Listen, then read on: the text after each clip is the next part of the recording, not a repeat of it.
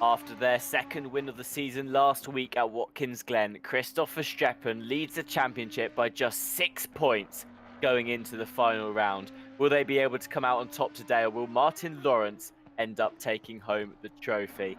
Hello everyone, welcome back to the RCI GT Sprint Challenge. My name's Tim Peck, joined today in the booth by Austin Devonshire and Stewie on the broadcast. Austin, we could be in for a very exciting final round today. I mean, yeah, what 6 points separating Verstappen and Lawrence. So no, it's exciting. I mean, going into Spa, I mean, what a place for a final showdown. I mean, it's Spa. Come on. Absolutely. Spa, a brilliant track, notorious, I'm sure, everyone in the community. And I'd say also probably a fan favourite for a lot of people. I know a lot of drivers out there that will say Spa is my favourite racetrack to race on. And yeah, I've got to agree with you. A brilliant place to host the final race of this. I mean, it just has everything. It's got the elevation change. It's got off-camber corners. It's got it's high speed, low speed, mid speed. It's a really perfect testing ground for a lot of cars as well. It's one of the tracks as well because it's so popular. You know, it's a lot of drivers have a lot of time on it. You know, think of, there's a certain sort of there's certain environments and certain games you kind of think of. I think Spa is just synonymous with racing, really. So, yeah, no, qualifying starting. Obviously we have the camera at the moment on Herman Frey. Looking down the order though, and I've seen Lawrence about in practice, but Verstappen in the server at all.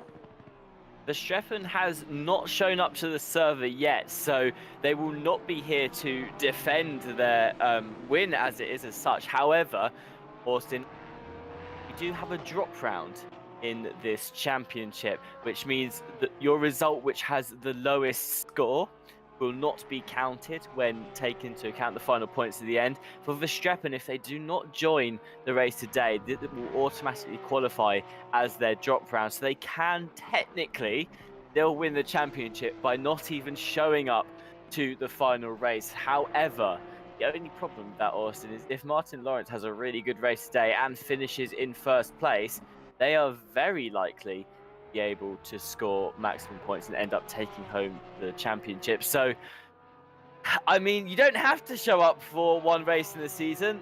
I personally would be very nervous not showing up for the final round. I feel like I'd want to be here to do everything I can to defend the championship. No, I'm with you. I'm thinking back in my head now for the weeks that I've been here for this championship. I mean, Verstappen has won two, and I believe came on the podium for the third. So I'm questioning even if like what Lawrence's results have been. It could be that Verstappen has put a lot of pressure on Lawrence here. And obviously, last week Lawrence came P4 at Watkins Glen, so if I'm thinking correctly, then that would be their drop round if all things if all things go well today for Lawrence. Then yeah, fourth. Basically what that means is Verstappen just has a higher consistency than fourth place on average. Absolutely, and Lawrence has had a couple of, I mean, they've won the first race of the season, but I know once they came to Imola, the race wasn't quite as good there. So looking across the board at the points that are available, it might be that Martin Lawrence just doesn't have enough in them today to even be able to get, even if they win and get maximum points for the fastest lap and pole position as well, I'm not sure it's possible for Lawrence, but that will all be announced later on. We'll see how that turns out. For now though, into qualifying, and we're watching on board of Michael Herman Frey, their first qualifying lap. We'll see where that can put them. Of course, that's something that we've not talked about today yet, Austin, but has definitely been a huge pivotal point in the championship as a whole. Yes, we've had Martin Lawrence win 2 rounds, we've had Verstappen win 2 rounds. Of course, another round was won by, I can't remember who it was now, I think it was, I want to say Ehrentraut or someone like that off the top of my head, but I can't remember. It might have been Advanced actually that took away the other win of the season. However, we've had a real mix-up on the podium is what I'm trying to get out here. Just because we've had Martin Lawrence and Verstappen at the top, the rest of the podium has looked rather mixed with many other drivers who are in the podium in this season. So really today, okay, it's Martin Lawrence versus Verstappen for the winning position, but anyone else could take home third place in this championship. Oh yeah, like let's not discount the battles of the midfield. There's obviously going to be some changing of places, and no, I think it's only natural. We focus on the Verstappen and Lawrence battle, but yeah, no, there's so much more going on, as you say, Tim. Like, yeah, no, it's really exciting. Obviously, I was looking at Herman Frey. The names that come to mind is Herman Frey, Aaron Trout. Kwiatkowski's been a bit more in the midfield, but even then, but Breccia's obviously been putting in performances for Connection Lost as well. So, yeah, no, it's all up there at the top. It absolutely is, and it's all to play for today as well. Well, looking at the laps coming in now, Herman Frey pulls off a 2:17.3. That's enough for provisional pole. Jordan Daly slotting in just 4 tenths behind, and a couple of other drivers now crossing the line. Of course, those times will get a lot quicker throughout the qualifying session. 15 minutes get for qualifying in this season. Usually in previous Friday championships, you've only had 10 minutes. That 15 minutes gives you an extra 5 minutes just to set that one really good lap. Of course, most tracks, that gives you an extra 3 laps, Austin. But at Spa, where the track time is so long, may only be enough to secure 1 extra lap, 2 if you have timed it correctly. Yeah, no, really, really long, really long lap here. What over 2 minutes, 2 minutes 17, with Lindrup being in provisional pole right now. So yeah, no, you do want to make the absolute most of all the time out there. Ted Edwards coming across line P9 currently. Yeah, no, the times are going to change. It's the stage of the race now, stage of the qualifying now, where sorry, I'm falling off my words a little bit. No, we're at stage of qualifying now where everyone's finishing their out lap, finishing finishing the banker at this point. And yeah, Herman Frey coming through down into the second stab lot. About to, yeah. Sorry, I'm losing train of thought. Absolutely. It's all very exciting at the moment. To be honest, I'm with you, Austin. I'm not sure my brain has quite connected the dots completely on what's happening, but here's Martin Lawrence, I was going to say championship leader, but they're not now. They were the championship leader up until last week, where Verstappen ended up taking the victory and took them into first. So, oh yes, speaking of which, Verstappen has just entered the lobby for the final race, and that means they'll be able to have a shot at defending their championship. Martin Lawrence, of course, slotting in second place in the championship at the moment. They are looking for an amazing qualifying lap today to give them the best chance in the race. Now, Austin, we were talking to both Stewie and Jesse Lee, some friends of Martin Lawrence, before we came into the booth today, and Stewie's opinion is that Martin Lawrence maybe not get the best qualifying round here, but once it gets to the race, all things down, they will be blasting through the field. So we could see not a great result from Martin Lawrence today, but a very good one in the race itself. That being said, Jesse said that they were doing some practice last night for this race, and they're feeling quite confident. They're not sure they're the best in pace around this track, but they're definitely quite confident they can do something here today. I mean, it's good reason to feel confident. And the M6, incredibly competitive here at Spa. Obviously, the long back straight, and obviously the high speed run towards Blochemont too. Is that Frey and the Porsche should just reset into pits? No, it isn't. They haven't reset to pits on the left-hand side of the screen. So Ted Everett's crossing the line. Will stay in P15, and Steer. No, Steer was at one point, if they still are, leading the Silver Championship, right? They were leading it up until last week. They were leading the Silver Split Championship. However, after a couple of poor results in races due to just not really getting on with the tracks, I'd say they've had a bit of trouble in both Suzuka and Watkins Glen. They've now fallen to third in the championship overall. That being said, they're not out for the count. Rilano is only about 20 points ahead of them.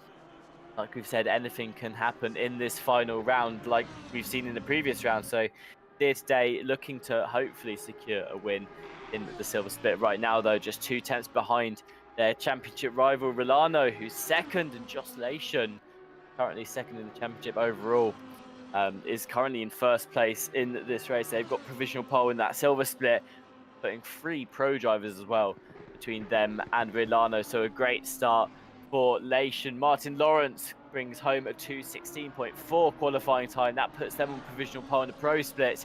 and that's a very good lap indeed. That might just hold in the next 6 minutes, but I imagine, Austin, they will go out yet again. Herman Frey just 3 tenths behind them, also in the 216s, and Lucas Weist in P3, 7 tenths off, yet to enter the 216s. But with 6 minutes left, I imagine a couple more drivers will be entering that 216s and breaking out of the 217 mark.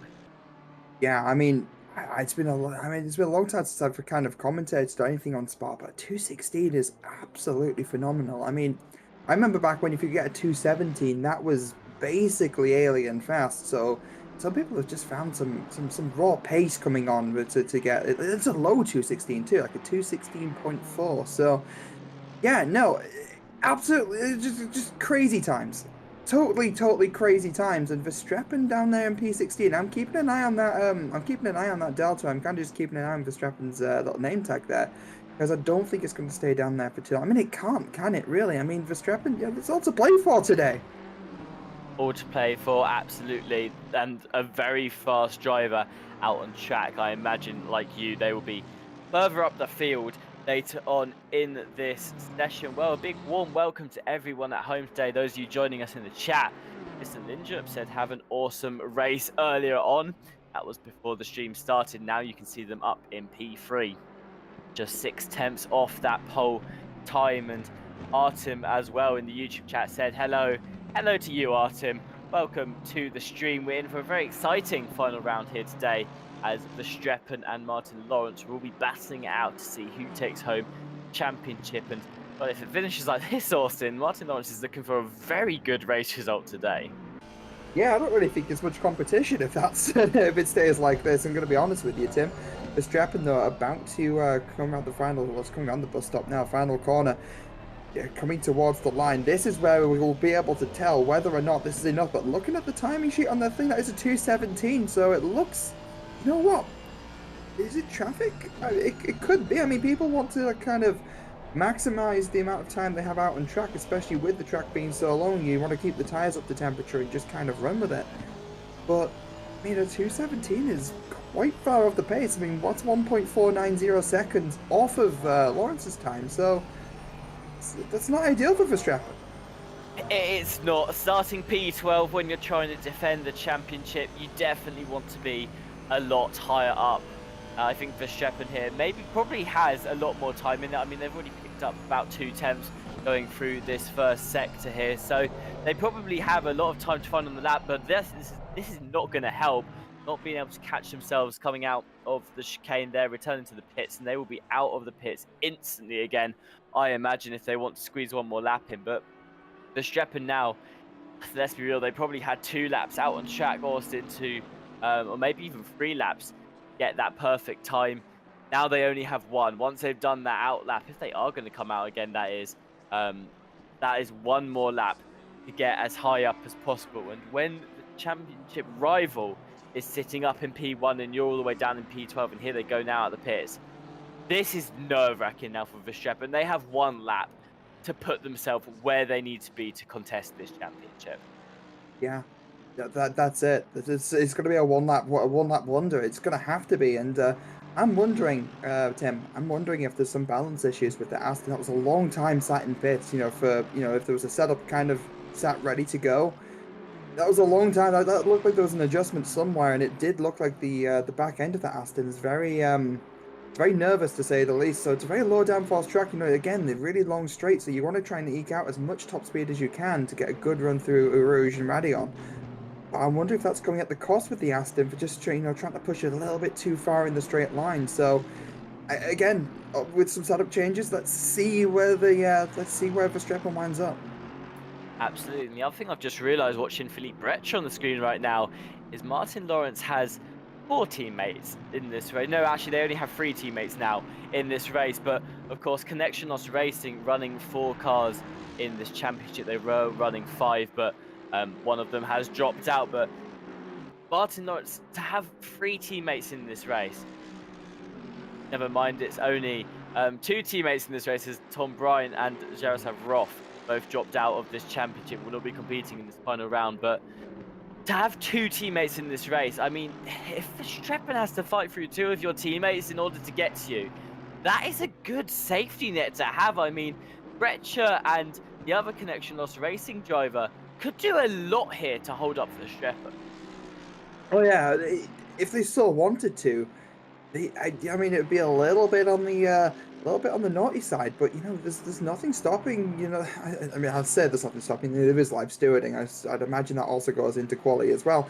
But there's nothing stopping them from just having a slow, easy in lap and try to at least compromise Verstappen in some way. So, I mean, you'd like to think that wouldn't be the case, but it's got to be in the back of Verstappen's mind, right? Absolutely. I think Verstappen here has a lot riding on their shoulders for this final lap. Philippe Bretcher crossing the line improves their time, puts himself up into P4. So that's what Verstappen, one of the benchmarks Verstappen has to at least reach if they don't want to be held up at all by a connection loss racing driver in the race, of course. Ideally, Verstappen wants to be in that pole position here, currently held by Martin Lawrence with a time of a 2:16.4. That is what they need to beat in this final lap. Coming through Eau Rouge, car looks a little unsettled and very far to the left there. Will, I believe, be able to just keep it valid? Car being very unsettled. This is not as good as the previous run, which got busted going through the chicane here. It is better, though, than their best time overall. Christopher Verstappen. They've got a lot riding on their shoulders in this final lap, Austin, and so far up 3 tenths now. It's looking quite good for the Aston Martin driver. Yeah, this lap looks a lot cleaner, and the car looks a lot more settled than we've seen before. But yeah, it seems like Verstappen's going very aggressive on the curbs, and that's not a bad thing necessarily, as long as the car's set up to handle it. The Aston, a big front engine, a big engine up front, rear-wheel drive. It's one of those cars where, yes, it's set mainly based on one of the more kind of comfier GT cars. I think cars like the Bentley, the M4 to a degree. The big front engine cars, they tend, the Lexus even, and even the GTR to a degree, they tend to be very forgiving on the curbs when compared to, I know, the McLaren or the Ferrari. So Verstappen really leaning into how strong, the strength of the car coming through the first stabler, just missing the apex. It's not going to help them, but running down on the outside, keeping it pinned through the second stabler, running again, using all the track, and I'm surprised we've not seen an invalidation there. Absolutely. Verstappen trying to give it their all in this final lap, and they have to if they want to be able to get up into that pole position. A couple of people now crossing the line, finishing their final laps, of course. It's only Christoph Verstappen left on track now alongside the number 25, which I believe is Philippe Bretcher it is. So Bretcher has an opportunity here to push himself back up into that top three, and crossing the line now they do, up into P3 is Bretcher. What can Verstappen do though? Crossing the line, it's only good enough for P8 going into the final race. They wanted to do better than that. Verstappen has a very tall order on their hands if they want to keep this championship. Martin Lawrence on pole position, a time of 2:16.4. Very good lap from them. Herman Fry puts himself in that P2 with the Porsche. Philippe Bretcher, another collection loss racing driver, in P3, Linjup P4, Edvardsen P5, Ornst P6, Weiss P7, Verstappen P8, Santo P9, Jordan Daly rounds out your top 10. Not an ideal start for Verstappen's final race here, is it, Austin? It's really not. I mean, but then looking at the order, they are also the fastest Aston, so that's some slither of hope to kind of take from. But yeah, maybe it's just the Aston that's struggling. Maybe it's not necessarily Verstappen, but maybe it's the Aston. Maybe it is. Well, those are your qualifying times going into the final race of the season. Of course, Verstappen has a lot if they want to hold on to their championship. Speaking of, here are the points in the standings going into the final race. Christopher Verstappen is currently winning the championship. They have 249 points, but just 6 points behind is your pole sitter for today, Martin Lawrence there in P2. Dan Edvardsen has 167 points there, P3. Philippe Bretcher just 7 points behind their starting third today, and they are in P4 in the championship overall. Grant Willemot, 157 points. Michael Herman Fry starting P2 today has 149 points. They're sixth in the championship, and Thomas Freck, 2 points behind them, has 147 points. Igor Orns P8 with 142 points. 1 point behind them is Thomas Ehrentraut in P9. And Justus Selenskus with 125 points rounds out your top 10. Outside of the top 10, we have Rybecki with 113 points there, P11. Martin Lindrup and Konrad Jackson tied for P12 with 103 points. Danny Santo, P14 with 90 points. Ted Edwards, P15. Kabaki, P16 with 60 points. Kiyakowski, in P17, they have 59 points. They're just 1 point behind Kabaki. Giorgio Migazi, 52 points in P18. Jordan Daly, P19, and 1 point behind them is Tom Bryan, who will not be competing today, but is still in the championship. They are in P20. And Wouter Billen has 30 points. They are 21st. Lucas Wise joining us today for their first race of the season. They have 0 points but are competing in the championship, and everyone with a little hyphen next to their name has signed out of the championship, will not be competing today and will not be scoring a position. Take us away, Orson, for the silver split. Okay, so first place we have Omar Villano with 215 points, trailed by Joshua Lation in P2 with 208. Not far behind with 197, P3 Marvin Steer. P4's Chris Southcott with 177, only trailed by 1 point actually for P5 is Abaldos Ramos. Reese Wilkinson is P6 with 162 points. P7 is Afif Suhami with 140 points in the Saul Bentley in the competition. Stefano Ricciardo is in P8 with 137 points, and Francesco Fanara at P9, and Stephen Van Kampen rounds off the top 10.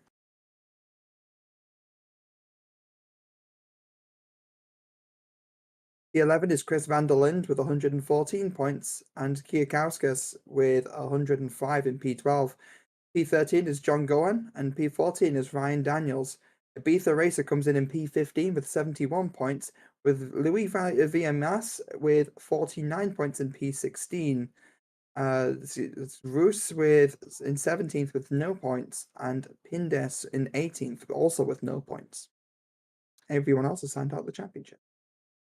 Well, those are how the standings are looking going into the final race of this season. We've had a very exciting season so far. Martin Lawrence securing himself 2 wins, Verstappen as well, and now they go into the final race just 6 points apart from each other. Of course, Martin Lawrence starting on pole here. That's the Connection Lots Racing car on the left-hand side of your screen, starting just behind them on track, but P3 overall is Philippe Brecher, their teammate, of course. Fry splitting up the 2 Connection Lost Racing drivers there, the black car that you see on the right-hand side of your screen. Martin Lindrup, the green on the right, starts P4, and Dan Edvardsen, the green car on the left, starts P5. And just going down the grid now, you can see all the cars lining up, ready to start this final race. Christoph Verstappen there in the yellow and black car that is just going past on the right-hand side of the screen right now. The number 7,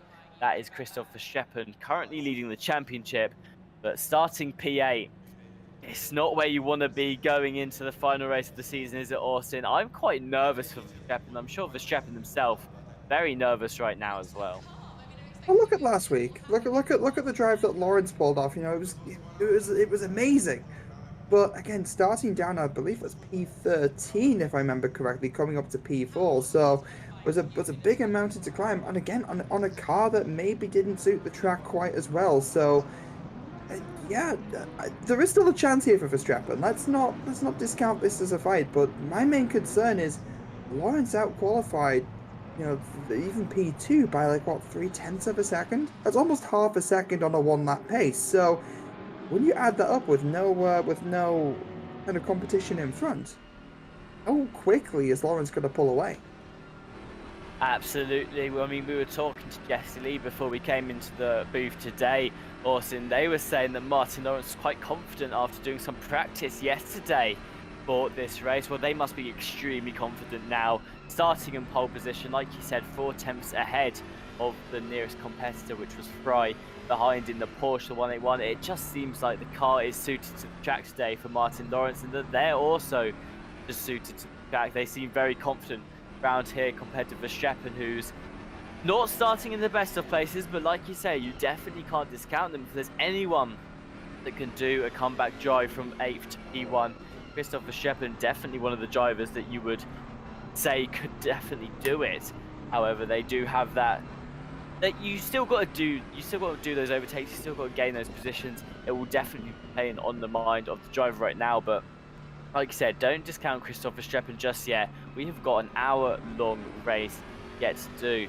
Well, for those of you who haven't caught a race in the championship yet, race is 1 hour long from start to finish, and you get one pit stop that you have to take in the middle. Of course, that pit stop has to be taken between 35-minute mark in the race and the 25 minutes left in the race as well. It's a mandatory pit stop, and you have to take, I believe, 26 seconds of time stationary in the pit. Other than that, nothing else is mandatory. You don't have to take a fresh set of tyres. So that will play its part in today's race, as well as the strategy that will come out of these cars. But again, Martin Lawrence starting on pole, that's got to be good for them. Austin, if you're Herman Fry right now, are you going for a quick overtake, or are you going to play a little bit easy, knowing that your competitor is currently fighting for the championship? I'm fine right now. The fact that the car ahead of me is fighting for the championship is of none of my concern, really. I mean, I'm there to race my own race, you know?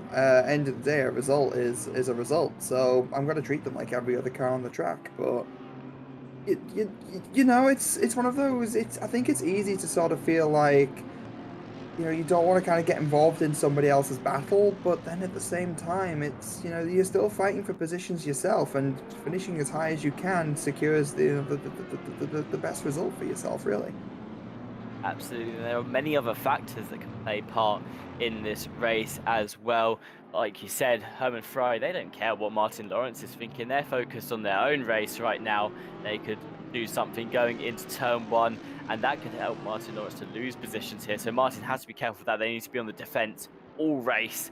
Today, of course, we've got our live stewards sitting in there, steward in box right now, watching the race, getting ready to hand out penalties if that needs to be done as well. All of that can play a part in the race today.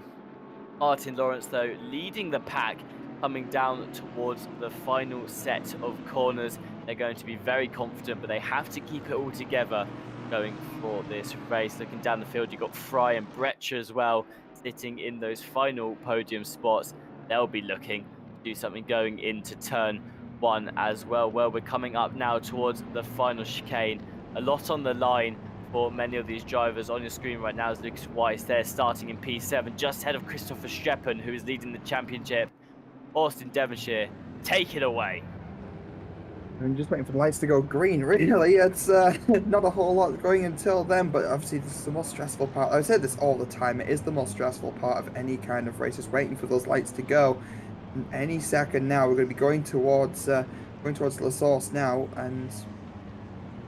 Wait, no, it actually, starts on the other straight. It is on the other straight. It is on the other. I was going to say, Spa is a really unique layout in that the start line in these circumstances isn't actually where the lap time starts and finishes. Looking as well, there's a car starting from pit lane. It's car 808. So that might throw a bit of a spanner into the works. But coming on the run down to Eau Rouge now, waiting for the lights to go green. Side by side into Eau Rouge is definitely not advisable. And it looks like Frey might be out of position. Let's say side by side with Lawrence. Lights have gone green, and straight away that's Bretcher looking for him, getting very, very aggressive on the Audi behind, and that'll be Frey making a move straight into turn one.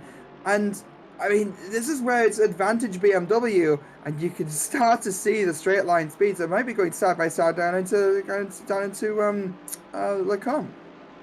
Martin Lawrence there didn't care what Fry did going through Eau Rouge. They were like, yeah, fine, you go ahead if you want to. I'm going to get it back on the straight, and up into P1 is Martin Lawrence.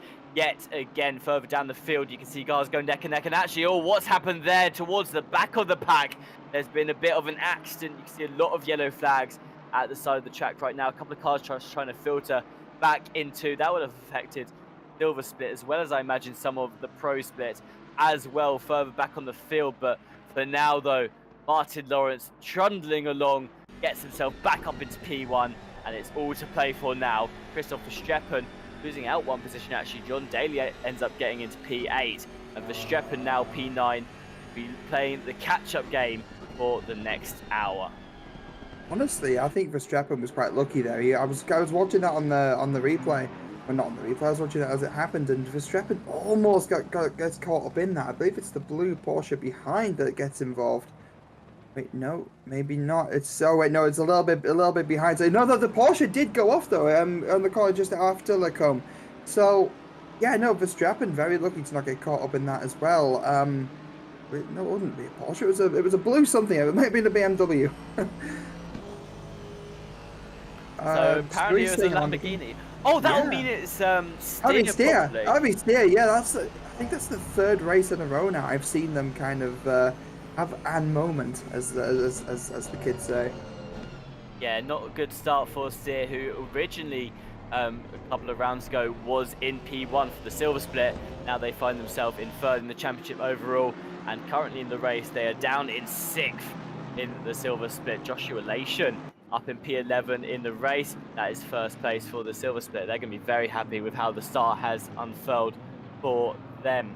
Jackson car in the pro split here right now that we're watching the 1-2-3. They're just facing off against Lation right now, and here is the man we are talking about, Christoph Verstappen, coming up now through Eau Rouge, then handling it very nicely this time around, looking to get back to Weiser. What happened there? What just swung into the wall there? What happened?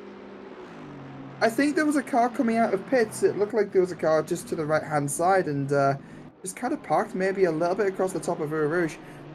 That is, I've got no words. Unless a car lost it at the top of Eau Rouge Radion. I don't know. Car number 30, yeah, now Stewie and Ari are saying that, you know, just off frame, you did see a car kind of go wide and just kind of lose it at the top of Radion there. And maybe that was a rejoin coming through, but that will be one for the stewards, no doubt. Absolutely, the stewards will be watching to see what happened there. Almost spelled the end of the race for Verstappen. Well, Malk earlier in the chat said there's still hope for Verstappen. Anything could happen at Spa. And just said, holy moly, that was really close. Well, Malk, I think your first comment just came true. Anything can happen at Spa, and Verstappen's race was almost ended because of it, but managing to get through, that's them up into P7. What's happening at the front of the field? Well, actually, we're going to take a race replay first. See exactly what happened. Here's John Gohan going through. This is from the start of the race, of course, getting into contact with the other drivers going through the chicane at the end of the straight. That was lap 1, the incident that we were watching there. And that was Stefano Ricardo that we briefly saw in the pits as well. Maybe they're the person that collided with Weiss, ending their race and paving the way for Verstappen. But either way, Austin, excitement there. And Verstappen up into P7. They're now heading in the right direction to be on path to catch up with Lawrence here today. Yeah, I mean, I think in a way Verstappen needed kind of a miracle, and it doesn't get much more miraculous to save like that. I'm still flawed. I'm still flawed as to how Verstappen managed to avoid that. But they managed it, and yeah, what was car number 137 seems quite far ahead. And 137 is not Lawrence, right? So no, looking down the field. No, 171 is Lawrence, so 171, 137 is actually about to be lapped, not far off actually, going down into Lecombe, and of course he followed by Lawrence anyway, so advancing has fastest lap of the race so far.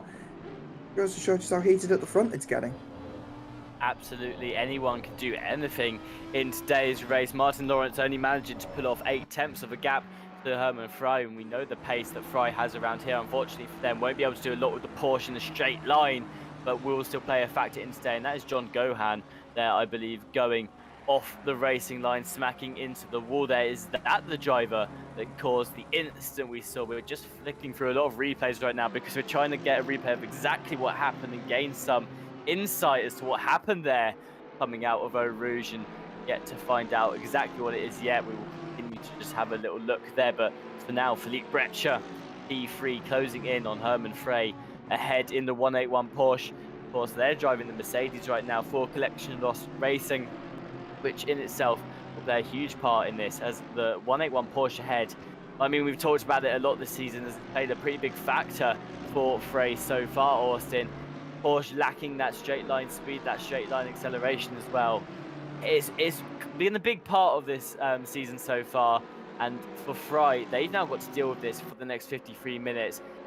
Spa is not a track where you want to be lacking straight line speed. No, it's we've kind of covered it a little bit already, but no, it's Spa's a very, very like kind of like top speed heavy track. You know, it's a very low downforce kind of kind of circuit. So yeah, being stuck between two CLR cars as well is not the most fun experience I could imagine. Absolutely not. And the reason we're taking you away from the race for a minute is I imagine Stewie here is looking to find exactly what has happened right now. We're going to ride on board with the driver ahead of Verstappen. You can see in the rear view camera there on the car, that's Verstappen behind. And I believe this will be Lucas Weiss, I think it was, who originally spun out. So there you can see a car spinning on the side and Weiss just making contact with them, goes straight into the wall. Who was that spinning? I still can't tell. It was a white, blue, and black car by the look of it. An AMG. It was a white, blue, black AMG. So, do we have a race number? Race number 30. That's oh god, Oh, that's how I got aunced. Yeah, that's Igor Orntz who was originally spinning out. So we're going to watch now and see exactly what happens to them. Oh, just hitting Eau Rouge at a funny angle coming out of it. And you can see now spinning into the wall, which throws them back into Lucas Weiss there, who they make contact with. Igor Orntz was running, I believe, P6 at the time as well. So that, unfortunately for them, has sent them right to the back of the field. And they're currently just sitting in the pit. I believe they've retired from this race. Fano Ricardo also, I believe, getting caught up in an incident there, but not that particular one. Also 2 laps down, but is still currently in the race, just trying to get back onto the track. Of course, 51 minutes left. A lot can happen in that time. And now we're going to watch another race replay here. Marvin Steer pulling up at the side of the road. I don't think anything's happened there to him, Austin. Stu mentioned as well that it might just be his own there, but pulling up to the side, and it looks like they're going to be losing a couple of paces, maybe even retiring as well, that car too. So a lot of chaos in the first few laps here. Stewart, Austin, gonna have a lot on their plate right now. Yeah, we'll have to keep an eye on the little slips of paper that they tend to hand up. It's a dark place down in the stewarding box. We kind of keep them separate, so with good reason. We just kind of throw some sandwiches down there occasionally. they seem happy enough, you know. Don't go calling the police. We're not just keeping stewards in a box somewhere. We are, but you know, they seem to enjoy it. Anyway, they get by. they do. You know, they get the blankets. You know, they've got a little wood burning fire down there. They've got some warmth. It's kind of, you know, it's dry enough, you know. It's okay. Verstappen making up another position, but yeah, no, the stewards are going to have a lot on their plate, trying to just sort of work through the incidents in the opening 10 minutes alone, and we've seen, you know, entire championships kind of unfold with Stier. You know, if that's a retirement from Stier, you know, obviously they were third place anyway, but they did have the opportunity to make that up. But Lation's having a great race as well. Nation absolutely leading the Silver Split cars right now, up in P9 overall. I mean, that's a great race for them. Got 2 cars between them and Rolano, their nearest competitor. What is happening here? There's a lot of cars trying to go through a chicane at one point in time. Philippe Brecher, one of the cars trying to navigate this kerfuffle, as I'm going to call it right now. That's Herman Fry, you can see ahead of them in the black car. Another connection lost racing driver as well. And it looks like that must be Martin Lawrence then, who has fallen down into P3, up into P2 after Philippe Brecher there, struggling for, what's the word? It is losing me right now, but struggling for grip, that's it, on the chicane, able to get up and secure P2, but no, actually they've fallen down, we saw there, and Martin Lawrence up into P2, so Martin Lawrence getting a bit unsettled in the race right now. We've got 50 minutes remaining. Verstappen up into P6. They're gaining a couple of positions, so they're closing in.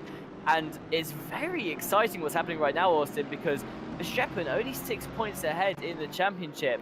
They do not need to beat Martin Lawrence today. They just need to come close enough that they don't lose so many points that they fall behind. And right now, closing on Martin Lawrence, they're P6 after starting P8. Lawrence is P2 after starting P1.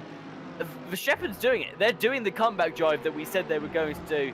They've got a 2-second gap right now to Edvardsen. But like you said, it is all on the cards right now.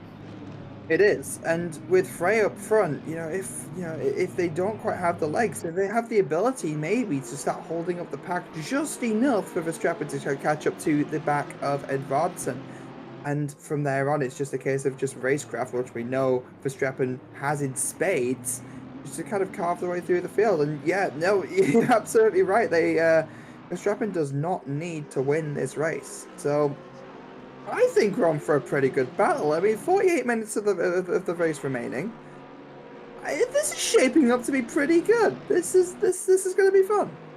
It absolutely is going to be fun. Martin Lawrence now pulling onto the straight. We know what that BMW can do in a straight line, especially against the Porsche as well. And you can just see Martin Lawrence here looking like a rocket ship, shooting all the way up to the rear of the Porsche. Not quite got enough get alongside before this corner though, and look at what's happening behind. Martin Lindrup in the Audi taking the fight to Philippe Brecher in the connection loss racing Mercedes there. Philippe just able to get back ahead as Lindrup there not able to hold it going through the chicane. And you can see Edvardsen as well in this fight just lurking behind. Wow, I think it's been a long time more since we've had a 5-way fight for the lead, but that is what we're looking at right now. Any one of these drivers at any point in time could gain a lot of positions and find himself looking at the front of this race. Oh yeah, I mean, again, we've seen how hectic this race is. The stewards will be watching this with bated breath, just hoping that it at least stays clean. And I believe that was Lindrup going very wide there through Pouhon, but I was trying to actually, no, I think they have lost the position to Edvardsen there as well. They're both green cars, so it's kind of difficult from a distance to tell who is who.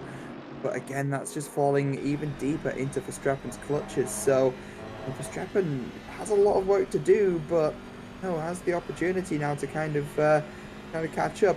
And Frey as well. Frey in a really stressful position here because they have to make up enough time on the twisty bits of the circuit to basically build up enough of a buffer between themselves and Lawrence for the run down to Lecombe. So you see just right now the high-speed sections of the circuit, you saw it on the back straight before. The M6 is so fast in a straight line, and it's the fastest car in the, correct me if I'm wrong, Tim, but it's the fastest car in the game in the straight line versus the slowest. So it's well, in terms of GT3s at least. I mean, it's scary stuff right now for Herman Frey, who you can just see doing everything that they can to just try and gain enough distance to hold off that BMW. But we saw it last lap. We saw just how much Martin Lawrence was able to close in such a short space of time. We're going to see it again now coming through Eau Rouge. Frey needs a good exit here. Lawrence needs a better one, but actually I say that he doesn't. He just needs to get on the straight with enough of a gap. And there you can see now the BMW just flying alongside the Porsche here that's still in those contact between the leader of the race and Martin Lawrence. Martin Lawrence ends up in the wall there. They wanted to get a win today to secure the championship, and it does not look like it's going to go that way. Martin Lawrence is going to get a race replay here. Contact between the two drivers. It just looks like Frey there pulls a little bit too much to the left. And that is going to blow the race wide open for Verstappen right now. Going to be very happy with that. Martin Lawrence, well, they managed to recover into P7, but will pick up damage in this case. That is not what they needed right now, Austin. No, not at all. I'm sorry, I'm just kind of stunned at the moment. That's both championship contenders with, one narrowly avoiding a huge incident and one kind of getting caught up in one. I mean, the car seems like it's at least going okay, so obviously we can't say that for certain in the box. The only person who can tell is, the man driving it.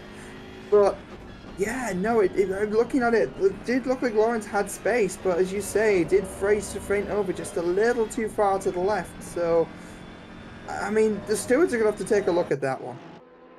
Absolutely. I mean, we're going to get a race replay here yet again and see what happened. This is Martin Lawrence on board, and you see the car become unsettled. Never mind, this is something completely different to what I thought we were watching there. But, oh wait, no, that was the contact. Never mind, that was the contact. But here's what's playing on my mind right now, Austin.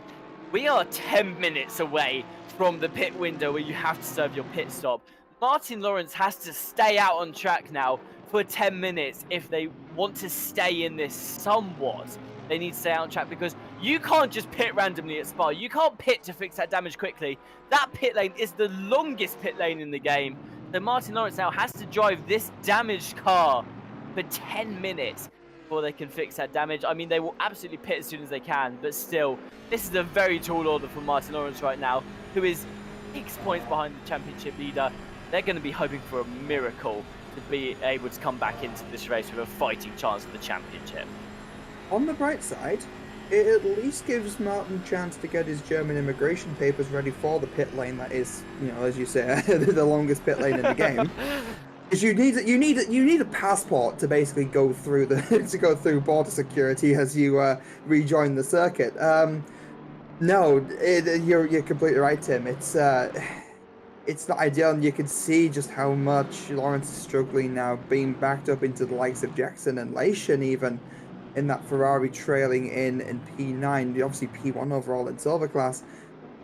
So for now, for Lawrence, it's really damage control. I believe if they drop any lower than 4th, this may become their drop round, if I'm not mistaken. So as it stands right now, this would, as far as I believe, this would become Lawrence's drop round anyway. But that's still not ideal, because then that means that 4th place result from last week would count on the board. Yeah, I think actually their drop round is Imola, where they ended up finishing 5th. I'm just going to double check that quickly, and yes, it is. So Imola is going to be their drop round, as that's what it is so far. And then this will become the drop round, and the Imola result will count. It's not ideal for Martin Lawrence, and I'm just watching right now. You can see Jackson not struggling too much to pull off an overtake here. It looks like Martin Lawrence's car has a lot of damage on it, and I'm not surprised. They went into the wall with quite a lot of force. You can see Jocelyn as well, looking to try and get around the outside right now, as they're looking for a way through Martin Lawrence. And right now, oh no! Lawrence has just made contact with Leishman, I think, and you can see the number 97 car facing the wrong way. Oh, there's more contact on the chicane there. That is not ideal for the silver split leader. Both of the leaders' races have just been thrown upside down in the last couple of laps, and you can see, yeah, just catching the rate of Leishman here. I'm not sure if Lawrence is at fault there. It didn't look too much like it was, but either way, Joshua Leishman, the number 97, not going to be very happy with how that's just turned out. I mean, they were leading their split, and I believe they were going to be leading the championship after that, so they've got a bit of catching up to do now themselves, and not as much damage as Lawrence, but a little bit of damage would have been picked up on that Ferrari. Yeah, no, that's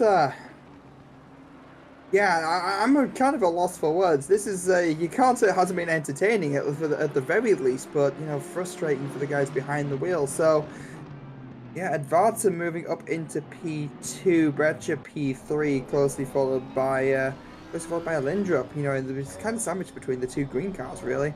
And Verstappen not far off of that. And Verstappen must be loving this from where they're stood. You know, basically just trying to keep it clean, kind of just dodging death every lap, it seems. And you know, maybe their numbers on the wall too. You don't know in a race like this. You know, it becomes a race of attrition. And I was fairly certain we were commentating ACC and not Wreckfest, but it certainly seems to be turning into that just a little bit.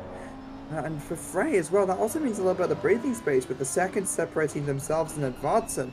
And Frey seems to have the pace to kind of maybe even stay out there. So, again, factoring the pit lane, I mean, 2.1 seconds now that we've actually crossed the timing delta, or the timing line. So, yeah, I mean, this is nuts. I mean, yeah, I'm with you here. I'm watching the YouTube chat right now, and it's hilarious, to be perfectly honest with you. Going all the way back to the original incident with Martin Lawrence, you have H in the chat saying, oh, and then 962 Javier says, WTF question mark, H then goes, chaos, and then Javier goes, savage, and I mean, they seem as lost for words as we are, to be honest, Austin, because what has been happening in the last couple of laps of this race, not even I really sure I know right now. And here we've got Advarza going down the inside of Breccia there for the fight unfolding. And now Dan Advanced finds himself ahead, going down towards Eau Rouge. Brecher behind, looking for a good run out of Eau Rouge, but their problem is advancing in the BMW ahead. That was very wide. I'm 90% sure that's going to count as a track cut there for Advanced. Coming out of Eau Rouge. Oh no, what's happened? What? Martin Lawrence again has made contact with someone. I think we've got a race replay here. See exactly what happened. Is it again Joshua Nation? I think it was. I think that's Josh Nation. Yeah, tagging the rear of Martin Lawrence, and Lawrence finds himself facing the wall yet again. Last couple of laps have not been Martin Lawrence's best friend. They are pretty much out of this race in terms of fighting for a higher up position, and like you said, I mean, they're way below their worst finish of the race of the season so far, which was a P5. What happened here with Martin Lindrup, and I believe that is I can't remember who that is. That's Philippe Brecher. They've just made slight contact with there. But it looks like all is okay between those two. Just a slight bit of contact, nothing major. Philippe Brecher will hold on to P3 and Lindrup stays in P4. Christopher Jepinot up into P5 and Michael Herman Fry picking up a drive-through penalty. Now, Austin, I'm 90% sure that is going to be for the instant. It was. Speaking of instants, Austin, I'm going to tackle the instant reports. I was you just let me know about, if something. I was just about to ring them up. You let me know if something happens on track here. I'm sure it will, because we've got a lot to cover right now. Instant on lap 1, turn 5, including cars 91, 619 and the 95. It was a drive-through for the car 91 for taking out 119. The position was not returned. Instant on lap 1, turn 7, including the 134 and the car 11. Drive-through for car number 11, taking out the 134. You guessed it, position not returned. Instant lap 1, turn 5. This is including the 619, the 480, the 137, and the 6. Huge pileup we saw. A warning for the car 480. Excessive brake application in response to an instant up ahead. Again on turn 5, involving the 619, the 6, the 137, and the 727 this time, deemed a racing incident for unavoidable contact due to the 480's brake application. Instant on lap 2, turn 4, involving the number 30 and the 14. Is a drive-through for car number 30 for not holding their brakes, causing contact with the number 14, inflicting heavy damage. Turn 2, lap 2, sorry, turn 12 to 12 car and the number 11. It's a drive-through for the number 11. Another penalty for another drive-through for the number 11, taking out the 212. And again, the position was not returned. Instant on lap 2, turn 12, involving the number 11. It's disqualification for the car number 11. That is the maximum penalty points for the championship they can receive, and also for the race, I believe they can receive as well. So they've been disqualified from the race. 2 drive-throughs for them and a disqualification. That is not how the number 11 would have wanted that race to go.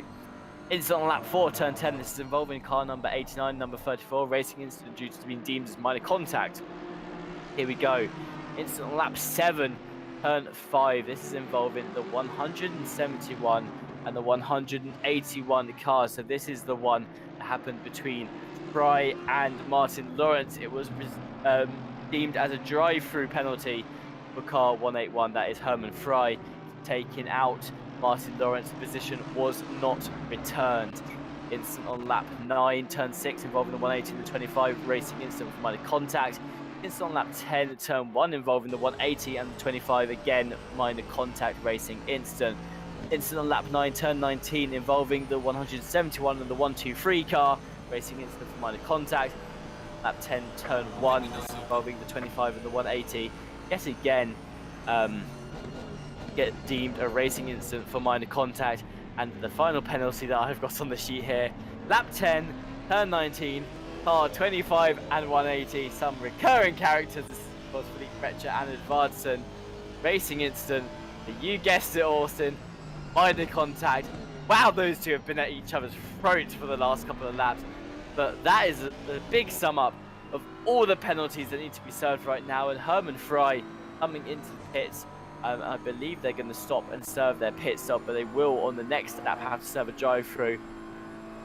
It's just been chaos the last couple of laps, Austin, and I think those penalty reports summed it up. Yeah, I mean, these guys really aren't giving themselves like an inch of space, are they? Really not giving each other an inch at the very least. So, Yeah, no, very, very, very, shall we say, active, active racetrack for the first sort of half hour or so of this hour-long race. So, yeah, no, Edvardsen, in a weird twist of things, Edvardsen winds up leading this race, and Verstappen just off of the podium at this point. So, you know, we were saying before, Verstappen had such a mountain to climb, and, well, they've climbed it. Absolutely. Again, just watching the YouTube chat as it again blows up with discussion. Javier says, "What's going on, Jesus?" F. Martin, of course, they're talking about Martin Lawrence there, known to some as Jesus. Definitely not feeling like Jesus today, though, as they find themselves down in P17. Have been able to go to the pits, though, as the pit window is now open, so they can repair that damage. They'll be able to see if they can do anything here, try and bring the fight back to Verstappen at the top. Going back to the YouTube chat, Malk said, "Did I inadvertently jinx Lawrence?" Don't worry, Malk. We're used to commentators' curses here, so you can take the blame for this one if you like, for jinxing Martin Lawrence. Just having an absolutely dreadful last couple of laps, really getting caught up in loads of incidents and continuing, really. I think it was, what was it, 3 of them, Austin, that Martin Lawrence got caught up. Then there was the big one going down towards turn 5, and then they had a couple of instances with Lation as well. T1 Racing says, "I hate to have my racing commentated over." This is a really good commentary, though. Thank you, T1 Racing, for saying that. And I think a lot of drivers would probably say they'd hate to have their racing commentators over, since it seems like we end up cursing a lot of these drivers most of the time in the booth. And it's a lot of pressure as well. And then Javier said car 11 was disqualified. Yes, it was disqualified as well. We covered that in the steward's note as well. Malk said RCI's great commentators. Again, thank you, Malk, for the compliment there. We do appreciate it. And we appreciate you all at home for joining us in the chat. I've got to say, there's a lot of messages here right now, Austin. I'm loving this. Is this pro racing or just amateur league? Coming from Ren, well, it is pro racing, but a lot of these drivers right now just be caught up in chaos, of course, as we've seen. Not too much of it has necessarily been poor driving. I think a lot of the stuff we have just seen right now seems to look like a lot of overcorrections, and maybe just a little bit of loss of braking, as we heard from the stewarding reports there. And just looking forward a bit further down in the chat as well, that clears up most of what has happened right now, and people talking about the incidents, how they've unfolded. And I've got to say, Austin, it has been non-stop so far in this race. A lot has happened in the last couple of laps, and it seems like, I don't want to jinx it, I've just talked about the commentator's curse and jinxing things. It looks like a breath of fresh air for a bit whilst the pit window's open, just for drivers to sort themselves out. Yeah, it's a good opportunity just to pull in, fix some damage. I mean, no, I've been just trying to follow absolutely everything. I mean, it's the most active I've seen the YouTube chat in a long time as well, and obviously the stewarding chat has kind of been blowing up a little bit as well. So we're just trying to like take it down. I mean, 171. That's Lawrence with a drive-through. I look down to check things. I look back up and I see that. So that's interesting. That's a bad race gone to worse for Martin. Yeah, this race is a thing. It's occurring. It's happening, and yeah. That's gotta be hang on a second. What number is contact with Lawrence Lation. 97? It's gotta I be don't the think contact it with. is. There's a big tag though going down towards the bus stop. So I mean, I think you covered that though. I swear that was a racing incident. So No, you're right. I've missed a bunch of reports, I think, that came through here. yeah, lap We've got 75 involving. Sorry for stealing No, your I thunder here a covered little that bit. one. I covered that one. I definitely covered the lap 7 That's one. it. Yeah, I think we're down on lap 10, turn 1, involving 97, 1, 2, 3, and the 171, because that's Martin Lawrence, right? And the 97. Oh, no, hang on. That's a drive through for car number 97, which is Joshua Lation. And that's causing avoidable contact with the 123, and it takes out the 171, which I believe is Martin Lawrence. Yes, it is. So that's why you see a drive through next to Joshua Lation's name up in the Ferrari, the number 97 towards the top. They caused contact there on lap 10, turn 1. Lap 10, turn 7, involving 9 and 25 racing incidents as well on lap 10. turn 19, that's involving 25 and 180, and lap 11, turn 7, involving 180, turn 20, number 25 again. Those are the two at the front, but Tim, I found it. It's lap you 8, found turn it, thank 19. God. It's lap 8, turn 19. I think you did cover it, but obviously the stewards have given it a look over again, and obviously. Oh. So lap 8, turn 19, involving 97, 123, 171, drive through for car 171, 171 takes out 97 position, not returned. So that sounds like it was the run down to the bus stop. Obviously, Lawrence took out Lation, and then Lation in turn took out the BMW, the black BMW in front of him. So yeah, no, it's very, very messy to the point where even we're kind of like running around in the background trying to figure out exactly what is what and what is going on. So no, that's cleared up. That's why Lawrence has just had a drive through and all the way down in P21 now, and not great when you're chasing down for a championship win. Definitely not great at all. Martin Lawrence finds himself 6 points behind Verstappen in the championship. They find themselves 18 positions behind Verstappen in the race. Of course, take us back half an hour though, Austin, before the race was starting. And I was saying Verstappen had a tall order on their shoulders. They started P8, and of course Lawrence started in that pole position. So Verstappen, I mean, they've done what they need to do in this race. They're all the way up in P3 right now. Of course, they've yet to serve their pit stop. They are doing that right now. I've got to admit, drive-through penalties, it feels like just about everyone has had a drive-through penalty in this race so far. Of course, that isn't quite the case, but many of the drivers have had the drive-through penalty. The other thing that we've not talked about yet, Austin, that is going to play a factor today is track cuts. Track warnings and Yeah, drive-through penalties for track cuts as well. So it's like of course, it's Spa. Yeah. Track limits and Spa, name a better duo. So yeah, it's kind of like pizza and cheese, Ant and Deck, Spa and track. So Stewie and Ari with Mazzano, yeah, that's definitely one of them. And yeah, no, you're totally right, Tim. We haven't even factored in that. We've seen, obviously, the qualifying run we saw with Verstappen. You saw just how much of the track, these guys are having to utilize to set these fast times. And this is Rolano making a move onto Jaime. This is the battle for P3 overall in the silver split. So very clean move going down to Bloschemont. The Bentley maybe having the switchback going down into the bud stop. It's having to take the long way around on the outside, but not alongside. So it just seems to be the Bentley's just losing out in a straight line to the BMW. It's obviously older car now, the Bentley. So quite a brave choice to run it. It's the only Bentley we've seen all season.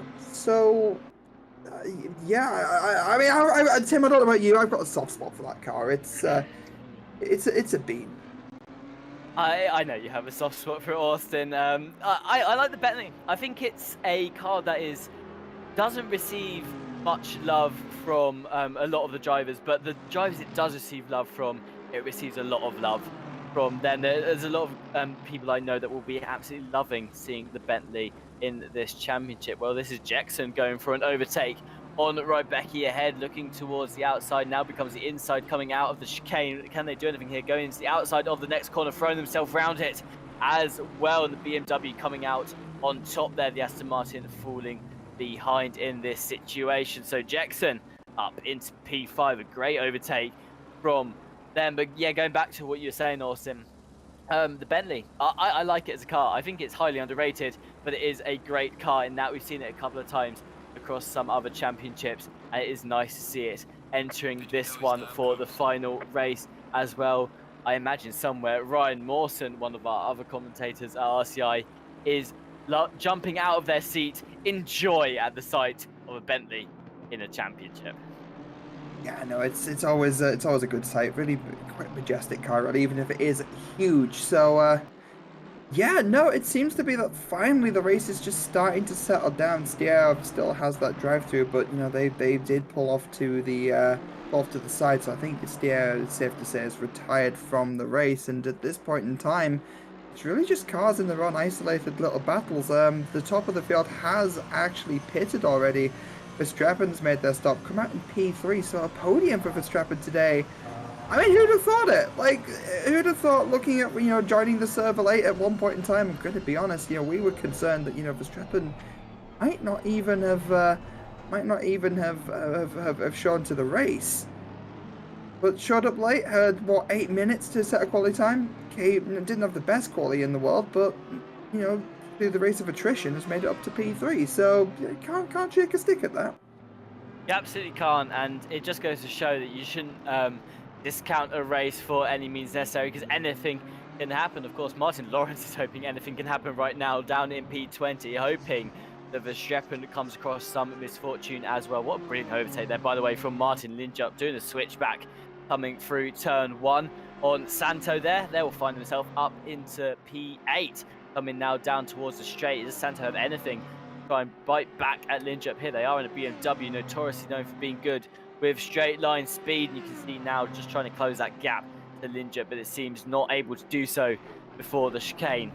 Austin, I'm not sure I'm going to get another point in time in this race to mention our partners, so I'm going to cover them now whilst we have a bit of a quiet patch.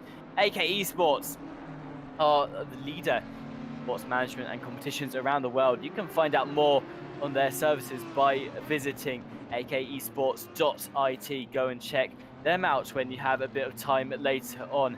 Digital Motorsports are a top brand, and they are your one-stop shop for everything sim racing. Whether you're in need of a new sim rig or just want to get an upgrade from beginner to expert, they have something to offer for everyone.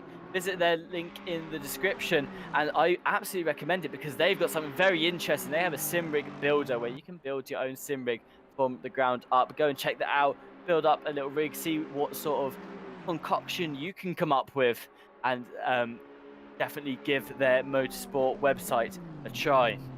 Driver 61, helping sim racers fulfill their potential out on track. They are your one-to-one driver coaching stop, and they will be providing full driving courses for folks at Driver 61. They have helped thousands of racers refine their racecraft. They have helped many of the pros here actually as well have used driver61.com. You can get 25% off your driver coaching by using the discount code that you can find in the description below.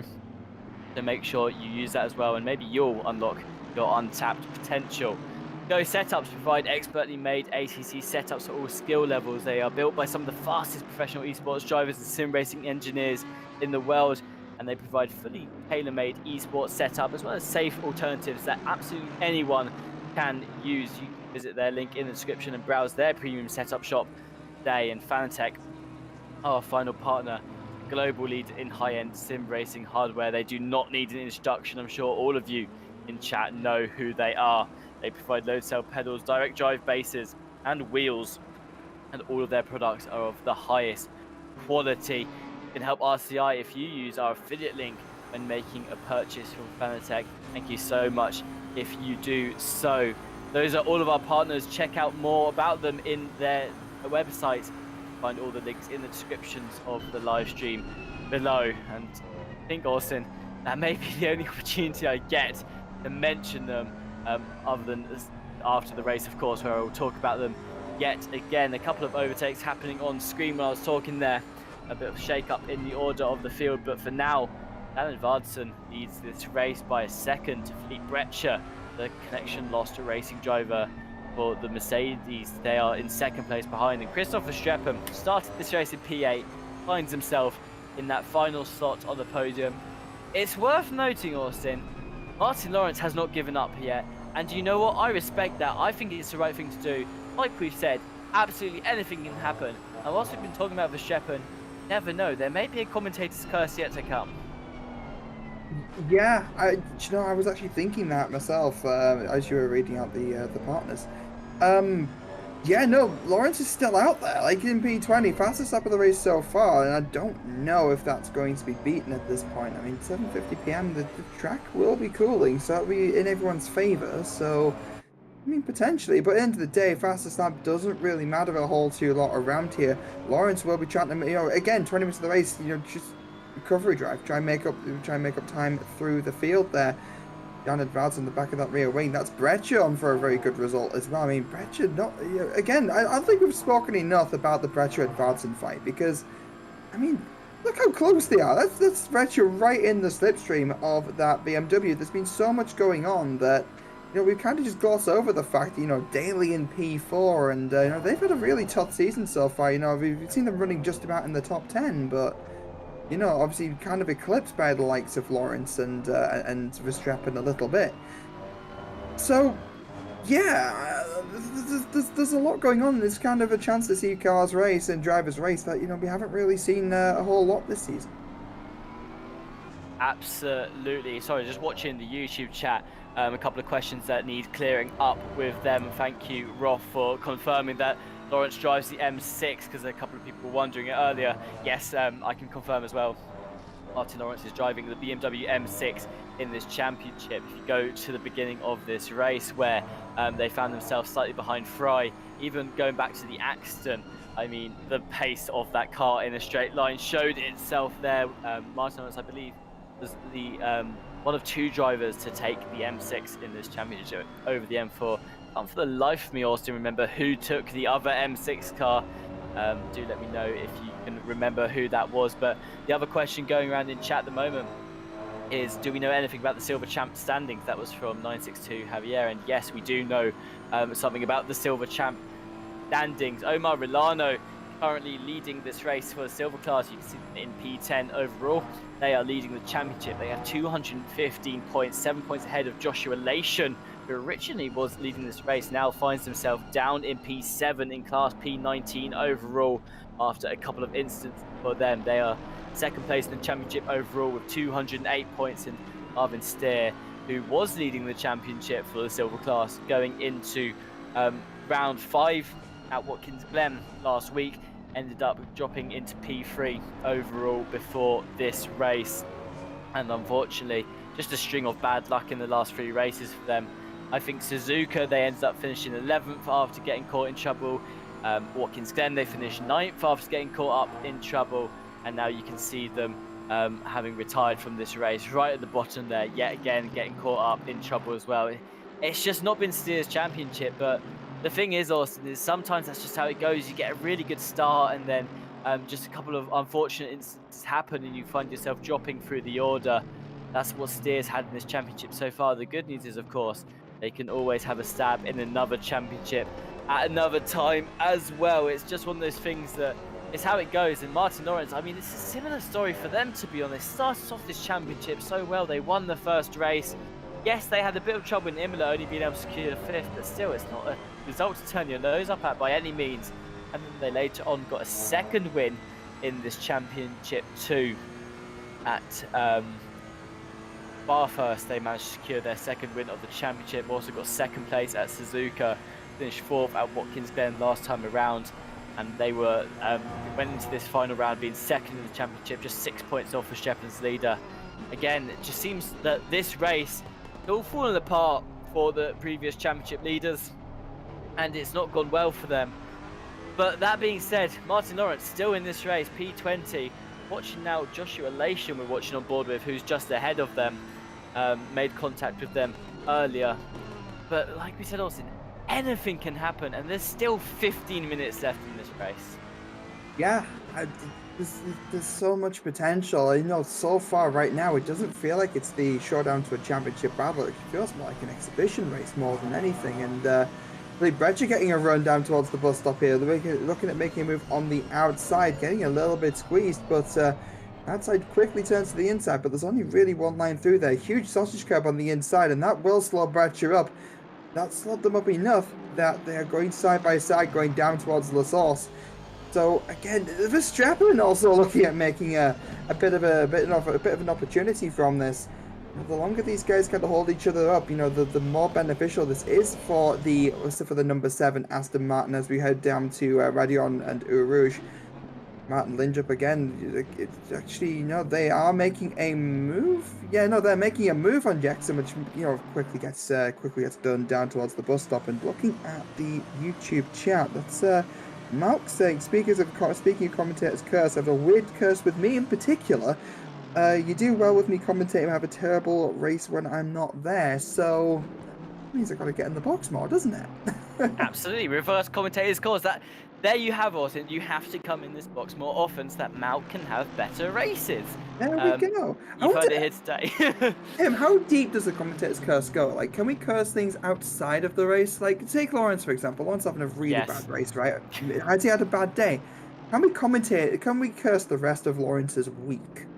Just Yes, I can confirm the commentator's curse knows no bounds. I can't remember exactly what championship it was, but I think it was the Monday championship. Well, at the time, I think me and you were commentating on Thursday. I mentioned something about a particular driver who also drove in the Monday championship, and let's just say I had a message from Jesse later the next week saying, look, man, you cursed them so bad. They went into that race with everything. They were in pole position, and then they ended up dead last after getting caught up in an instant. I need to go back and find exactly which driver that was. I am sorry, by the way, that happened. But like I said, the commentator's curse, it knows no bounds. It can absolutely affect everything about a driver, even weeks in advance. So we do have to be careful what we say here on RCI because we don't want to influence the race too much. But for now, here's Christopher Sheppen going for an overtake on Dan Edwards in the head. They've got a lot of power, you can see behind this Aston Martin right now. Not able to find a way through though. Will have to fall back a little bit longer. Very exciting race we've got right now for P1. All three of the top three drivers are battling out constantly with each other. And what I'm noticing right now, Austin, is that Brechen and Edvardsen, you may think, why do I feel like I know those numbers, 25 and 180? Well, it's because I mentioned them in every other penalty report. Neither of them has picked up a penalty yet, but every single little bump has been picked up as a racing incident. I think they've bumped each other about 20 times significantly going through this race so far. And it looks like they're going to continue to battle it out now with Verstappen joining the fight too. yeah, it's at this point. I mean, could we be looking at another Verstappen win here? Because I mean, Verstappen's won 2 already. Lawrence has won 2, if I'm not mistaken. So, as it stands, we'll need to do some napkin math at the end of the race to sort of see who wins this. From my calculations, it will be Verstappen, but you know, again, don't quote me. I'm not great at math, so. What, in Verstappen versus Lawrence? Yeah, that's what I'm thinking. Oh yeah, absolutely. It's going Verstappen's way right now. All Verstappen has to do, I believe, is come ahead of Lawrence in this race, or not 6 points behind. Yeah, so I think, providing I've not done some really stupid math here, which I don't think I have, some Jesse Lee level math, I believe Verstappen has won the championship, providing they finish ahead of Lawrence today, which is why I was quite nervous earlier when they hadn't showed up. Even if they don't finish now, actually, as well, according to Stewie, if they don't finish this race, they have won overall based on where Martin Lawrence is in the field right now. That basically Martin Lawrence needs to score 6 more points than Verstappen here today to win, and it was looking that way going into the race. I mean, they started on pole position, Verstappen started all the way down 8th. We've said so many times, this was Verstappen's race to lose. And it looked like they were just in that position where they had to do the impossible. Well, the impossible's happened, and Verstappen finds himself on that podium spot. A brilliant drive from them today. Get there too. Of course, being aided by the fact that Martin Lawrence just had so much misfortune earlier on in the race as well. And here we go, Verstappen not wanting to give up yet in this race. Still has something to show, going towards the outside of the chicane, now on the inside, coming round out of the final corner. Just not quite got enough power though in the Aston Martin, the BMW being a little bit better in the acceleration there. Verstappen not giving up yet though, looks towards the inside, going down towards turn 1, tucks back behind 4 now. That looks like the end of the attempt for a little bit at least, but Verstappen, they've won the championship, Austin. Now what do you do? Well, I'm sure you'll agree with me. I'm sure Verstappen is thinking this as well. I showcase what I can do. I'm going for my 3rd race win of the season. I'm going to continue to fight for the final 10 minutes. Yeah, I mean, you're a racing driver. You race. I mean, this is where you see peak Verstappen, right? We've seen it so many times before. This is peak Christoph in attack mode, and you know, you see the best driving from Christoph when they are, you know, like 0.2 of a second behind somebody. You know, looking at, you know, lining up an overtake. You know, going down into Lycombe or whatever. You know, down into La Source. You or some total sort of move on the outside of Bloschemont. You know, that's where you see Verstappen at his best. And Herman Frey, I was actually going to mention, was running P2 P1 for a little while. Had the drive-through with the contact because of the contact with Lawrence. And that drive-through, honestly, I've not seen too much of them since. You know, you'd think they'd make time up through the field, but as we said last week, the Porsche seems to be really affected by dirty air, so it looks like overtaking isn't the easiest of feats. I'm about to see an attempt on that now. Ray trying to get around the back of Kwiatkowski. Look at breaking down into like pulling out the slipstream, putting the nose up alongside, running side by side, having to give the space, but no! No, I was just waiting patiently to sort of see what happened there, and that kind of unfolded itself. Oh no, Herman Frey in the wall. I didn't actually catch that instant, but let's get a race replay of what happened. I don't know how I did not catch this, but here's Kwiatkowski with Herman Frey, and there you can just see there making contact. Was Kwiatkowski with the rear of Herman Frey, and Frey ends up in the wall. I think I got that right, but we will see. Here's Martin Lawrence, though, further down the field. They are now taking the fight to the mass in the 7:27. This is not for position in split. This is just for position in the race overall. And, well, for those of you questioning which BMW is Martin Lawrence driving, the M6, I think, is answer to that question. Watching them just fly past on the straight right now, that is what the M6 can do, the fastest car in a straight line in ACC right now. And the 171 goes up into P19, 8 seconds off Joshua Lation, who they made contact with earlier on in the race. And I've got to say, I think this has been one of the best races we've had so far, entertainment-wise, Austin. For a final race in the championship, almost everything we could have imagined has happened and more so far. Yeah, I mean, besides like a huge showdown lasting an entire hour between Verstappen and Lawrence, you know, it's had everything else. So it's had some good racing too. Like we have seen some genuinely good racing, close racing between Raikkonen and Varsson as well. And obviously there was the a lot of scrap between Rolano and Suhaimi just a few laps ago. So yeah, no, it's been kind of exhausting trying to keep up with it. I can't imagine how the stewards are currently feeling. Especially when it doesn't seem to be over with that last lap spin there from Herman Frey. Lenny Santo looking at making a move on Megazi. Megazi gets a terrible exit coming out of Radion, and that allows the M4 to just pull up alongside. A little bit of squeezing on the inside, actually. But the MG will have the inside line, and Santo just outbreaks himself a little bit, loses grip, and I believe they'll have to give the position back there. I don't know. That'll be up for the stewards side, most likely. I think probably not. They did squeeze it a little bit, but it didn't happen off the track as far as I could see there. So I think in terms of giving the position back, I don't think so. But again, that's a hard one to call. We'll see what the stewards have to say about it, of course. I mean, I don't need to tell you guys at home, this race has been live stewarded. They are handing out live penalties and judging things as they happen, which is so far down. Varsson trying to defend against Christopher Verstappen. Yes, again, coming through the final chicane here. Can Christopher Verstappen get alongside? No, they can't find a way through just yet. Still lagging behind. Varsson now looking down towards T1. What can the Aston Martin do?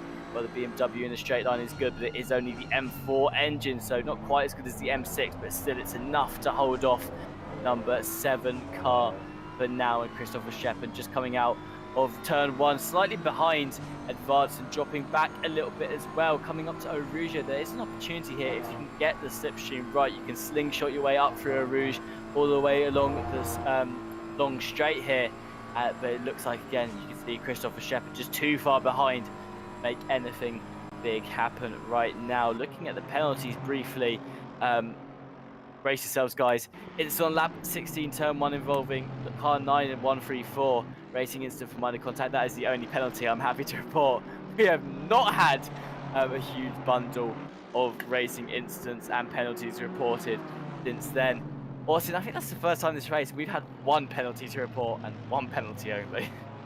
Looks like everyone's learned the consequences, that if you crash, maybe your race doesn't go so well. So crashing is undesirable. It's nice to see that 15 minutes into the race, you know, we've started to started to realize that. Yeah. I say that tongue in cheek. I say that it sounds quite insulting when I word it like that, but yeah, no, it's been. I think it was said in the chat earlier on. It's been chaos. How it's definitely been said that it's been chaos. So yeah, I mean, and Vardson's still holding off Verstappen. Verstappen's actually falling off a little bit. Only 4 minutes of the race remaining, so that's maybe what 2, 3 laps at most to try and make a move here for P2. And Brecht is just left. Brecht has just decided, yeah, I'll have this. Bye. Brecht decided that they want to be the third and final connection lost racing driver car in this championship to get themselves a win under their belt, of course. Martin Lawrence has 2 wins so far. Oh, hang on a second. Verstappen's really going for it towards the outside. Call Verstappen the postman because he's just sent it going down into the bus stop, going side by side, and that's me. Advanced's going to have the inside line going down into T1, but can Verstappen get the later apex? I mean, if I was Verstappen, that's what I'd look to try and do, just to try and get the better exit. But no, there will not be a switchback, and that's Advanced just on the outside. But they're still side by side going down towards Eau Rouge, which means that Verstappen might have the inside line here. Who's going to be braver? This is just a test of who. No, don't say that. Sorry. This isn't drifting, Tim. This isn't tollgate. We can just. This is GT3s, and this will be Verstappen still hanging on the outside, going down towards La Source. And I don't know if it's going to be able to make this run. We've seen it happen before. Is it going to be enough? The inside line going down into the second half of this little complex. And this might be Verstappen's opportunity. Still side by side. Advancing over the inside and actually pulling away with a bit of a gap. And that will be Verstappen with that opportunity lost. And wow. Breathe. Take a deep breath, Austin. Oh my god, though. What a fight there from Verstappen. Really took it to Advancing there, but Advancing still coming out on top. A brilliant defense from the 180 BMW driver. Christopher Shepard does not have many chances left in this race. We'll get one more lap after this one ends in order to make something happen, but like we said, the Aston Martin driver not giving up yet, wants to put their P3 and take it and make it into a P2 finale here. We'll see if Verstappen can do that in a bit, but going back to what I was originally saying, Austin, which seems like a very long, incisive battle to go now. Martin Lawrence has 2 race wins in the season so far. That's a rock for the other connection lost racing driver. Bring home a race win in the championship.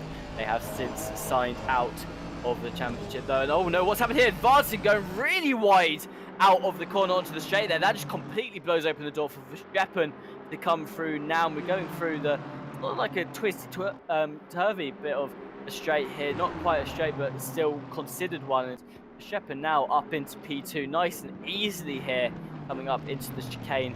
5 seconds off Brecht, probably will not be closing that gap very quickly in 1 lap to go, but now they've just got to worry about holding off Advancing as the BMW looks to try and get something coming back into the straight. Well, we're now going down towards turn 1, Advancing looking towards the outside. Can they do anything here against Verstappen? Verstappen has the inside.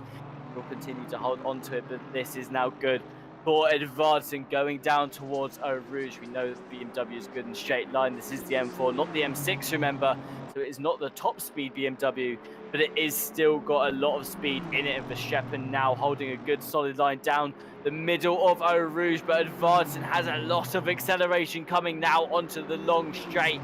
Can the 180 get alongside the number 7 there in the slipstream? It just doesn't seem like the BMW has quite enough going down towards the chicane here, and Verstappen just able to hold on that little bit longer, has half a lap left to defend against the 180. Yeah, I mean, it just looked like Advanced just went wide at the start of the second start block, didn't it? And Verstappen just able to carry the momentum forward and just make the move stick. I mean, Blanchimont, after that point, it's kind of a case of see you later. Verstappen did miss the apex slightly going down into the bus stop though, so I was kind of, at one point in time, I genuinely thought that it might have been short-lived. I genuinely thought that, Verstappen might have been in a little bit of trouble there holding on to P2 there, but they've managed. But again, time has ticked down now, so this, I believe, will be the final lap of the race.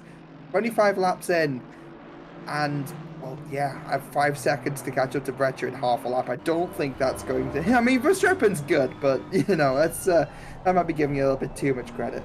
Verstappen's good, but stranger things has happened. We've had Martin Lawrence, a race leader, go flying into the wall in this race so far. So let's not discount anything for Breccia. However, like you said, it is looking good. Of course, the more talking point so far is advancing now, looking to try and make something happen on Verstappen. They need to close that gap towards the end of this section, get really close before the chicane if they want the move to happen. Do they have anything in them? They are way too far back right now for anything to happen. And here is Philippe Breccia, the third connection loss racing driver in this season, to secure himself a win.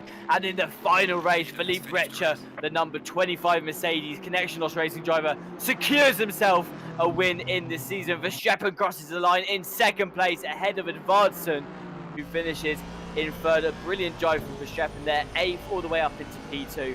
Breccia as well, able to win themselves a race in this championship, making it the third win for Connection Loss Racing. Jordan Daly comes across the line in P4. Can Rybecki do anything here though? Looks towards the inside of Jackson. Contact between the two cars. The 1, 2, 3 will rejoin the track and be able to secure their sixth place.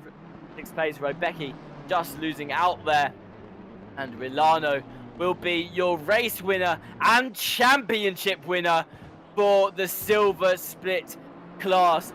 Well, usually, Austin, this is the point in time where we try and delay a little bit to find out the final championship standings. We will still bring up the final championship standings. However, we can confirm Verstappen is your pro split winner. The number 7 will win, I believe, their 4th Friday championship now of the entire series, as long as it's been running. And Rilano will be your winner for the silver split. I think Joshua Lation will come home with that second place in the silver split as well. And Martin Lawrence, despite only finishing down in 17th today, will be able to bring home second place overall in Pro Split. A phenomenal race, a lot of action out on track. The chat is going wild. 962 Javier, like just smashing Vamos in capital letters. Pog Pog GG. They're very happy with how this has turned out, and chat just loving how this race has gone. I gotta say, Austin, as far as finals go, that was a very exciting one we have just unfolded there. Yeah, we often say a race has everything. I mean, that had battles, it had carnage, it had penalties, it settled a championship. I think yeah, I got excited most of the way through. I got very confused. I read some notes. It was fun. It was fun. I hope you guys enjoyed it just as much as we did. Well, thank you very much to our partners who support us and help making racing like this possible. We have yet again, I'm going to go through them. Fanatec, they are your global leader in high-end and sim racing hardware, from low cell pedals to direct drive, bases and wheels. Fanatec strives for the best quality in every piece of hardware they design. You can help RCI by using our affiliate link in the description below. And when you make purchases, if you use that link, it will help us so much. Thank you very much if you do so. Go Setups provide expertly made ACC setups. Skill levels, they are built by the fastest professional esports drivers and sim racing engineers, and they are fully tailored esports setups that can also just be safe alternatives for anyone driving. Visit the link in the description, browse their premium setup shop today, and push your sim racing up to the next level with those setups. Driver 61 helps sim racers fulfill their full potential. If you watch these races and think, I would love to be competing with those guys, but I just don't think I'm good enough, well, Driver 61 can help you with that. They provide one-to-one driver coaching for all levels and a full range of driving courses. You can have a look at them over at driver61.com. Use our RCI code as well. If you check our description, we've got a code that'll get you 25% discount when purchasing Coach Him. Have a look in the description of the video to find that. Digital Motorsport, well, I mentioned them earlier. They are your top brand for and your one-stop shop for everything sim racing. Go and have a look at their website at Digital Motorsport. So if you visit the link in our description and check out their sim rig builder, it is very exciting to use. You can build a sim rig from the ground up. If it is a new rig you are looking for, or just an upgrade on your old one, go and give that a little go now. And AK Esports, are your leader in esports management and competitions around the world. More on their services, visit akesports.it. Well, here they are, the final championship standings after Spa. Christoph Verstappen winning the championship with 307 points is your winner of today, and will be happy to take home yet another championship as well. Martin Lawrence in P2 in the championship had an unfortunate day today. Maybe had it in them to win the championship, but just the stars weren't aligning for them today. Will fall short of 287 points, just 20 points behind your championship leader. Philippe Brecher up into P3 with 225 points after winning today's race. They will finish on the podium of the championship overall. Dan Vardsam in P4 with 220 points. Michael Herman Fryer, unfortunate race for them as well. 177 points will be P5. Grant Willamot, P6 with 157 points. Rebecca finishes P7 overall with 150 points. Martin Lindrup and Thomas Freck tied 8th place in the championship with 147 points. And Conrad Jackson rounds out the top 10. And now we're going to have a look at what the top 10 in silver looks like. We're just going to filter through some of the rest of the standings for now. If you want to have a little look at your screen, see where your favourite driver managed to finish in this championship. And of course, we've got all of the drivers that were in the championship as well. The little hyphen next to their name. Omar Rolano, your winner for the silver split class in the Friday Championship. 280 points they will take home with them. Joshua Lation, after an amazing season for them, will finish P2 overall. Marvin Steer, despite having a struggle in the last 3 races of the season, will still secure P3 overall with 216 points, just 1 point ahead of Reese Wilkinson, who finishes P4. And you can see the rest of your standings on the screen right now. Well, Austin, Devonshire, it has certainly been a very exciting race, and it's been an exciting championship. So now joining us in the commentary booth, we're going to be conducting a driver interview on Christoph Verstappen, your championship winner. Verstappen, lovely to have you in the booth. And can I just say, congratulations on the championship. Yes, boys. Yeah. Thanks for having me tonight. It was an incredible race today. It was absolutely phenomenal. Of course, you started in P8 with Martin Lawrence, your championship rival, starting on that pole position. That was 7 positions down you were, and you needed to close that gap if you were to keep the lead in the championship. Were you nervous at all going into this round, knowing that you had to do somewhat of a comeback drive to try and win the championship overall? Yeah, I didn't think it was going to happen tonight, but especially after those first few laps, I was not gaining any positions. Then all of a sudden, a couple of crashes, and yeah, Martin as well. That was a bit of a pain. So yeah, it was a bit of a nurturing drive then till the end.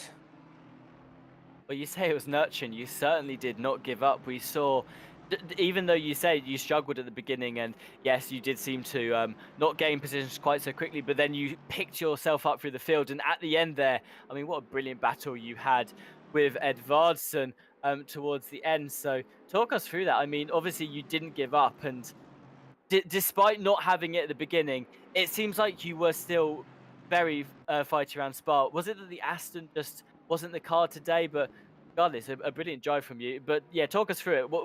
Why do you feel like you struggled a little bit at the beginning on pace? The car was good overall, but Eau Rouge was a big problem. The setup was bottoming out, like, yeah, so much. I had to lift. I lost like, I don't know, 10 kph or something on top of Radion because of that. And yeah, it was very hard then compared to the BMWs and Audis. Just yeah, cruise through Rouge. So yeah, the battle with against Dan was amazing. Yeah, my heart is still pumping. Kudos to him as well. Very clean, very yeah, very exciting as well. It was phenomenal. We were watching it with bated breath in the booth because it just went on for such a long time. It seemed like half a lap you two were neck and neck with each other, and it could have gone either way. Well, again, a big congratulations for me for the win of the championship and also securing 2nd place in the race after starting P8. I'm going to pass you over to Austin now. Austin, do you have any questions for our championship winner? Yeah, of course. I mean, it's great having you here, Christoph. At any point in the season, did you think, whether or not you would be, here at the end of it, winning the whole thing? Was there any doubt at any point? There was some doubt. Yeah, I was very surprised with the M6 doing so good this champ. Yeah, so there was Yeah. that doubt. And my biggest rival in the Aston, Jaroslav as well. Yeah, then he pulled out of some races and had some bad luck as well. I know it was very Yeah. fighty with you guys for quite a while. I mean, yeah, I was kind of the same boat when I joined into comms at Bathurst, and I saw the M6, and at first I was like, it's an older car. It's a brave choice. Maybe they're just kind of memeing around for this one. And no, it's it's surprising just how fast the M6 actually is. Um, yeah, no, as I say, just amazing drive today. Honestly, I'm still processing everything. Um, I suppose the final question is like, how was it from your perspective? Because from what we saw today, it was carnage out there. Uh, from my perspective, it was not that bad. I don't know what you guys saw. I only had like 1 or 2 minor touches. Seemed not that bad of a race. I suppose, Well, yeah, that's all I'm going to say on that one. It's just well. it's worth watching the stream. Yeah, a lot of chaos happened around you.